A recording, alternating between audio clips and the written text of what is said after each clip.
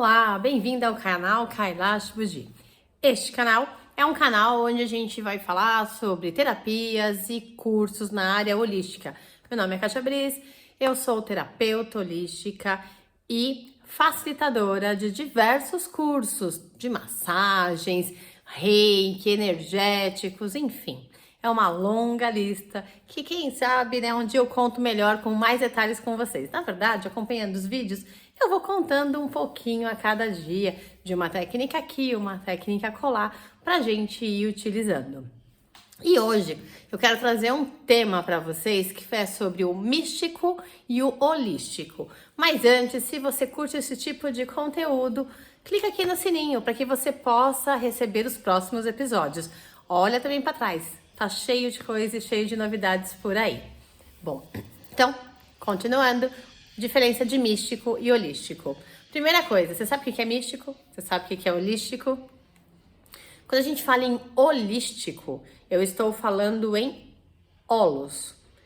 Holos vem de todo. Então, o holístico, ele traz essa análise, essa avaliação, essa observação do ser humano como um todo. Quando a gente fala todo, eu não estou falando perna, braços, eu estou falando corpo, mente, espírito. Eu tô falando das nossas emoções, eu tô falando de tudo aquilo que compõe o ser humano. Então, quando a gente olha no holístico, é isso, é o todo. Quando a gente fala em terapias holísticas, o que um terapeuta holístico faz? Olha um todo. E tem um vídeo aqui no canal explicando mais detalhes sobre isso. E aí é interessante a gente entender sobre o místico. Mas antes tem mais um detalhezinho que eu quero colocar aqui, reforçando. Holístico, gente, não tem nada a ver com religião. Não. Holístico, como eu disse, é olhar você como um todo. Quando você vai, por exemplo, no psicólogo, o que ele olha? Ele olha as suas emoções, ele olha o que os seus pensamentos estão trazendo, ele avalia, ele te estimula a pensar sobre as suas atitudes, mas ele também observa o seu corpo, porque o nosso corpo dá sinais se a gente tá bem, se a gente não tá, se a gente tá aberto, se a gente tá fechado. Dentro do holístico, a gente olha como que essas emoções afetam o nosso corpo. Então, por exemplo, às vezes você sente uma raiva muito forte e você tem uma dor no estômago depois. Ou fecha, né? A gente fala, trava o estômago. O seu corpo, ele tá reagindo a essa emoção junto com você. Porque o seu corpo, ele é um emaranhado, ele é uma biblioteca. As nossas células, o seu, o meu, todos nós, as nossas células guardam todas as informações de todas as experiências que a gente passa, não somente aqui no nosso consciente, no nosso inconsciente, mas também no nosso corpo. E aí junta tudo isso e a gente tem lá as sensações, os tremores, as dores, os incômodos, enfim. E quando a gente fala de místico, então isso a gente tá falando de holístico. Então a gente olha o ser humano em todas essas nuances, em todas essas vertentes. E quando a gente fala de místico também não tem a ver efetivamente ou diretamente com uma religião. Mas o místico, ele traz uma ideia de oculto, de mistério. O místico, ele traz uma coisa, é que as pessoas às vezes confundem, né?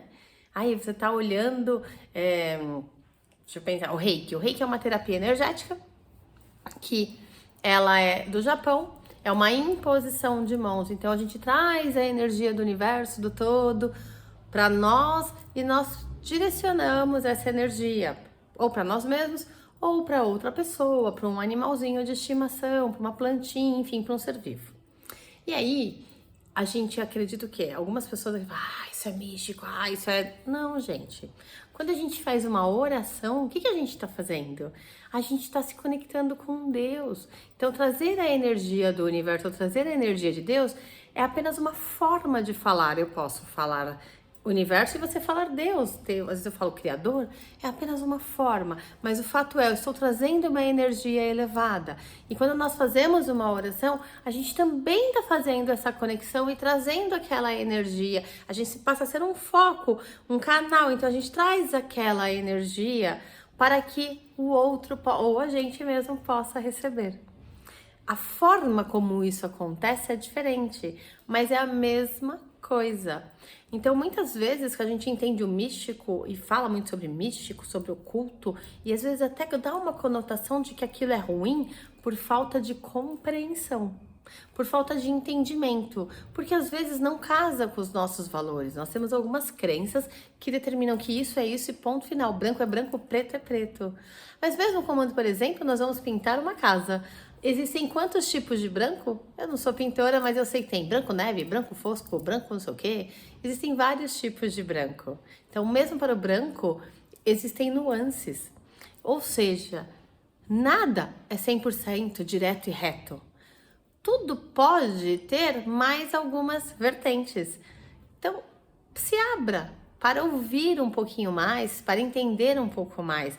Olha essa questão do místico, como eu tô falando do oculto, do misterioso. Mas esse oculto, esse misterioso, é misterioso para quem?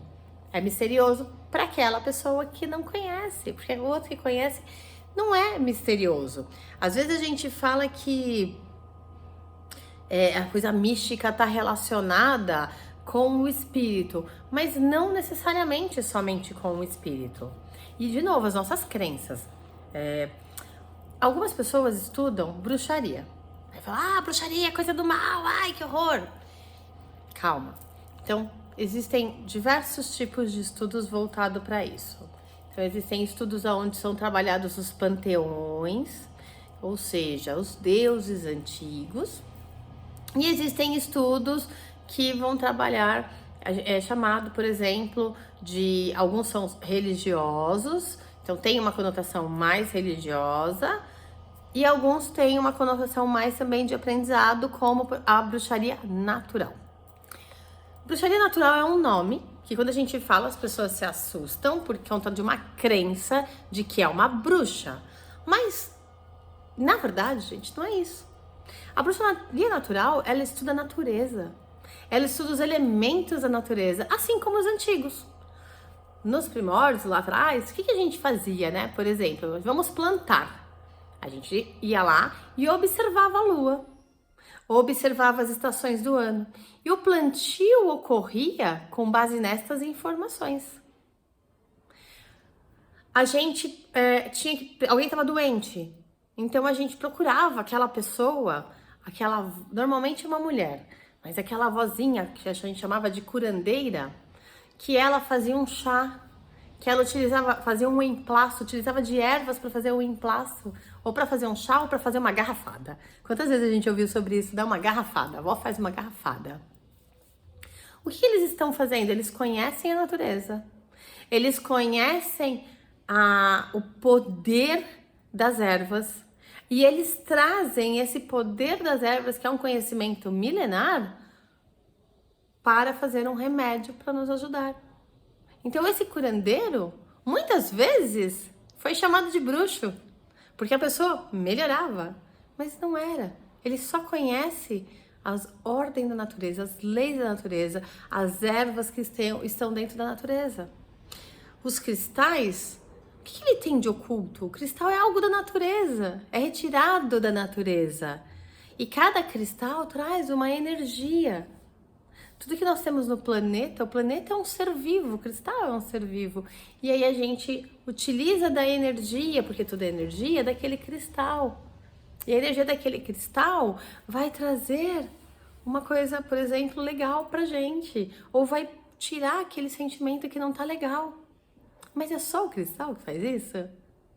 É também nós, com o nosso pensamento, com a nossa intenção. Então, gente, o místico não tem nada de místico. Não é nada de misterioso. É misterioso apenas aos olhos daquele que não conhece. E tá tudo bem, não precisa conhecer tudo, não é?